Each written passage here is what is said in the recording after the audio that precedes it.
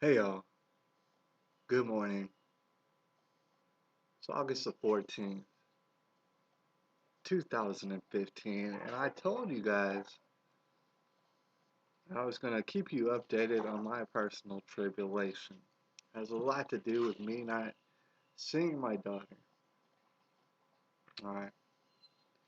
Also, this message is going to be, a triple parter in a way because not only am I keeping you updated, but also um, I want this video to be a message to my wife, my love. Alright, so that's why I titled it this way. And thirdly, uh, I would like to help people. There's a lot of people who deserve this help, and the truth, as always, needs to be brought to light.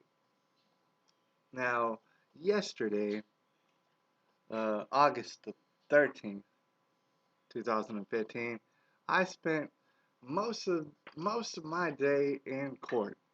All right, to explain to you how that is, it was a support type of a court, and I basically sat on a bench waiting for my name to be called, waiting to be asked particularly awkward questions for the scope of 9 hours. That's how that went. So that in and of itself, the beginning processes were a nightmare.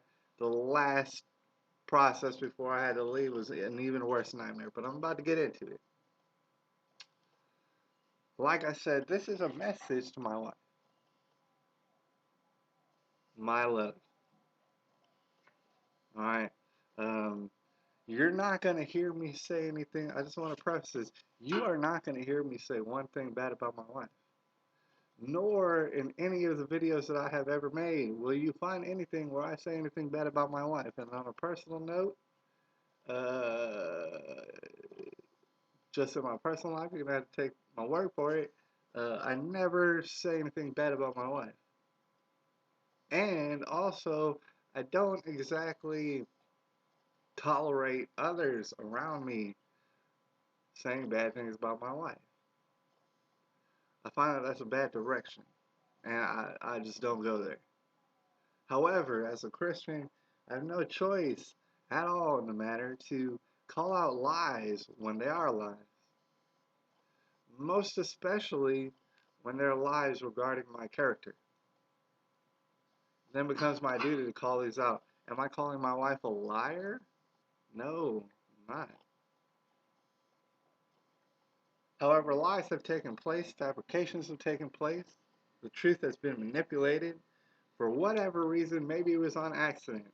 But that is what I'm going to attempt to clear up today. All right. Like I said, this is child support court.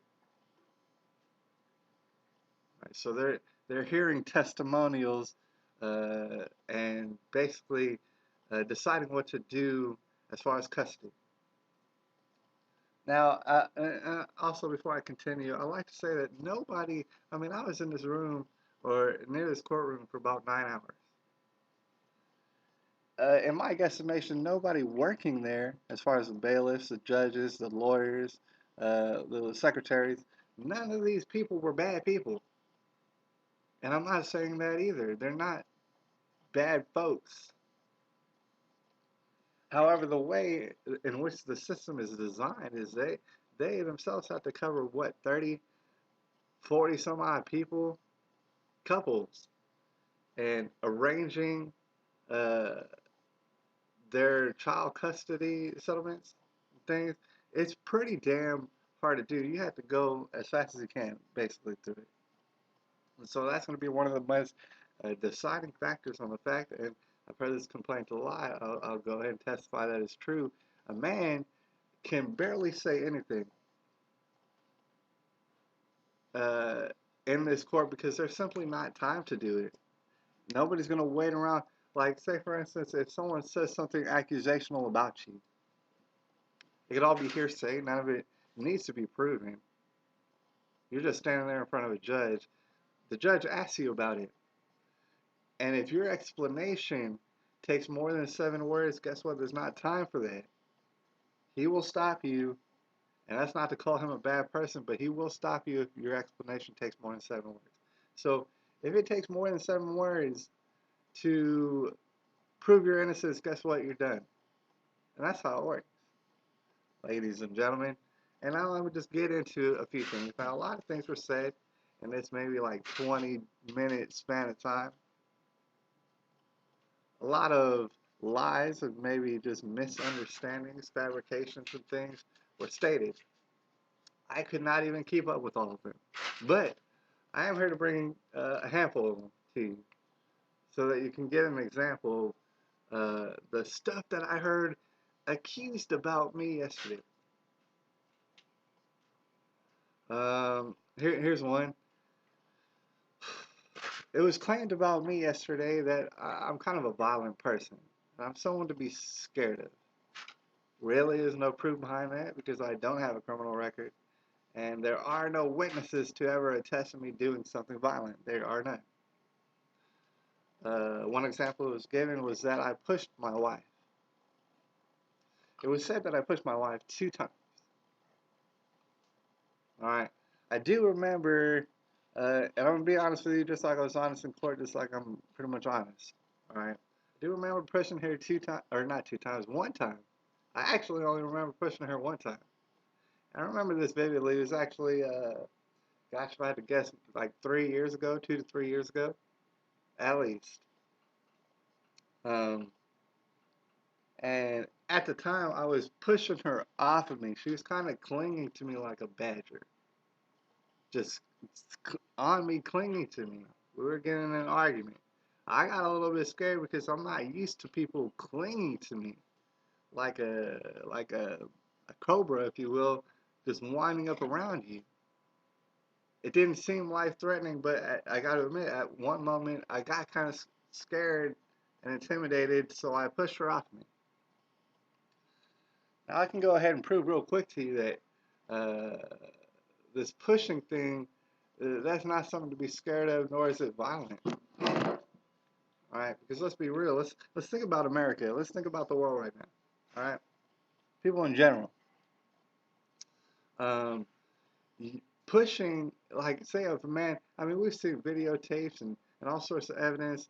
Um, if a man is an abusive man, he's someone to be afraid of, and you make him angry. All right. Um, he is not going to push you. All right, that doesn't make sense. Let's be realistic about this. If a man is violent, if he's an angry person and his temper gets the best of him, and he does push you, what he's going to do is push your head into a refrigerator. What he's going to do is push you to the ground. What he's going to do is push you into something hard or something that hurts to prove his point. And at that case, if he's doing something like that, what I would advocate for is the calling of police. If you feel like you're in real danger, or you feel like you've been done wrong, I would suggest calling the police. I don't agree with men who are abusive. All right, but let's just reiterate the fact that that does not make sense. Now, let's think about women these days, in general, generally speaking. If you were to push them, and that is to say, just push them, not hurt them, not push them into refrigerators or push them into very hard, painful things, they are literally going to turn around and call you a pussy punk bitch. And I wish they wouldn't do that. I don't necessarily agree with that either. But that is exactly what would happen if a man thought that pushing someone would be intimidating.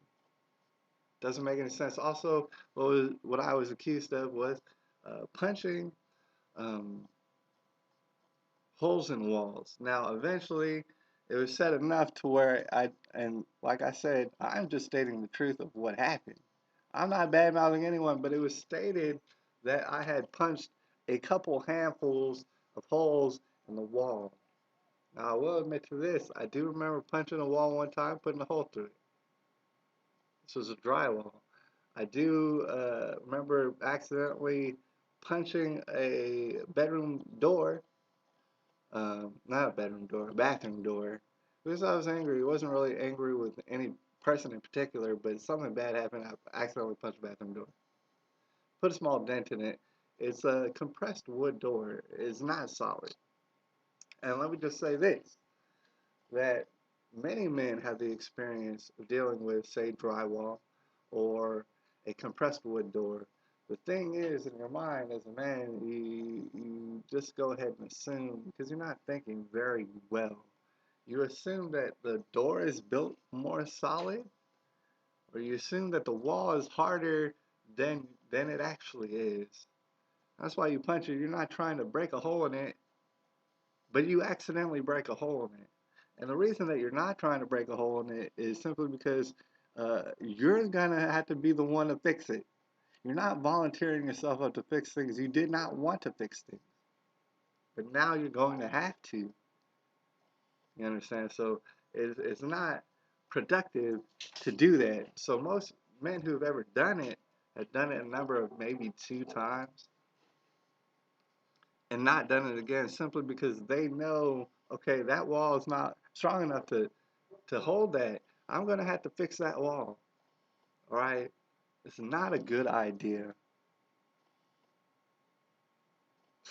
All right? And so it was said that I had punched a couple of handfuls of holes in the walls. That would be, generally speaking, around 10. Around 10 holes in the walls. That, in and of itself, just should seem comical and hilarious. Because if I'm the person who has to fix these holes, like how dumb do I have to be to punch 10 different holes? None of that makes sense. Now, before I finish up this video, I'm gonna have to make it a multiple parter. I want to say this: um, as far as our veterans in this country, believe it or not, they are suiciding themselves at the rate of 22 a day. Around about there. More people suicide, more veterans suicide themselves than actually people who died in the wars that are going on right now. That should say something to you, all right? I'll just say this too. These people are war hardened. These people have seen things that you shouldn't want to see, all right?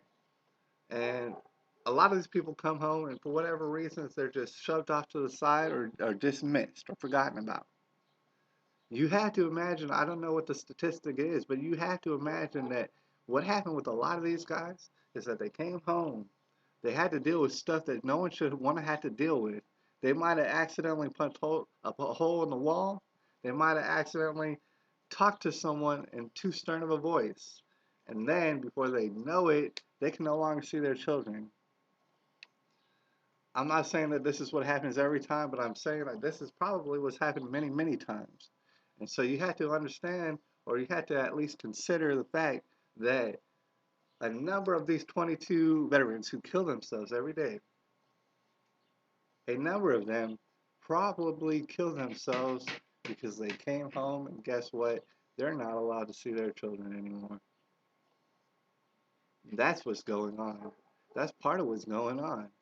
So that's something to think about. Anyways, it's August 14, 2015. I'm going to have to continue just to tell you all the kind of stuff that was talked about me yesterday in child custody court.